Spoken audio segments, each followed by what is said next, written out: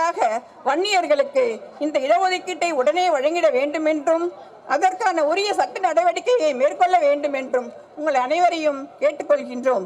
வன்னியர்களுக்கு மட்டுமின்றி தமிழகத்தில் உள்ள அனைத்து சமுதாய மக்கள் அவர்களுக்கும் ஐயா அவர்கள் இஸ்லாமிய மக்களுக்கும் அருந்ததியர்களுக்கும் தனி இடஒதுக்கீடு பெற்றுத்தந்த பெருமை மிக்கவர் நம் ஐயா அவர்கள்.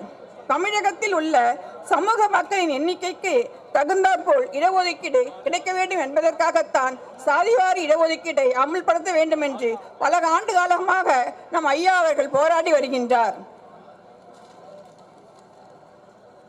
இதைத் தொடர்ந்து மத்திய அரசு அவர்கள் பல மாநிலங்களுக்கு அந்த உரிமையை கொடுத்தார்கள்.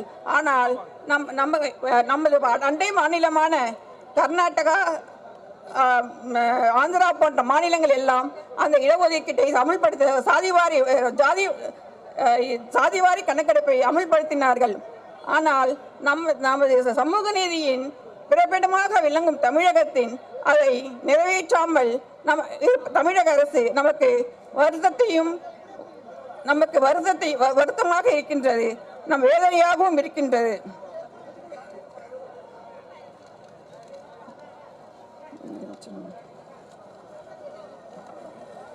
தன் வாழ்நாள் முழுவதும் தன் சமூக மக்களின் நலனுக்காக மட்டுமே செலவிட்ட அவரோடு உடனிருக்க வேண்டியது நம்முடைய ஒவ்வொருவரின் கடமையாகும். ஐயா என்று ஒருவர் இல்லை என்றால் நாம் எல்லாம் யாருமே இல்லை. ஆகவே நம் ஐயாவே நம்முடைய ஒரே தலைவர் ஆவார்.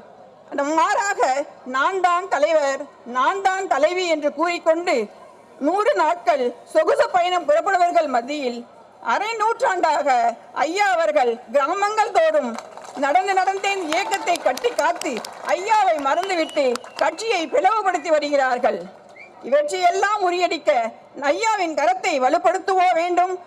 அன்றைக்கு ஐயா கட்சியை உருவாக்கிய போது சீனிலேயே இல்லாதவர்கள் எல்லாம் இன்று நாங்களே கட்சி என்று சீன் போடுகிறார்கள். ஐயா தன் அயராத உழைப்பால் வளர்த்தெடுத்த இந்த இயக்கத்தின் பணிகளை அறுவடை செய்து கொண்டு அன்று அவரையே நிற்கதியாக்க நினைக்கிறார்கள். அதெல்லாம் இங்கு நடக்கவே நடக்காது. இதற்கெல்லாம் நீங்கள் எல்லோரும் இங்கு இருக்கின்றீர்கள்.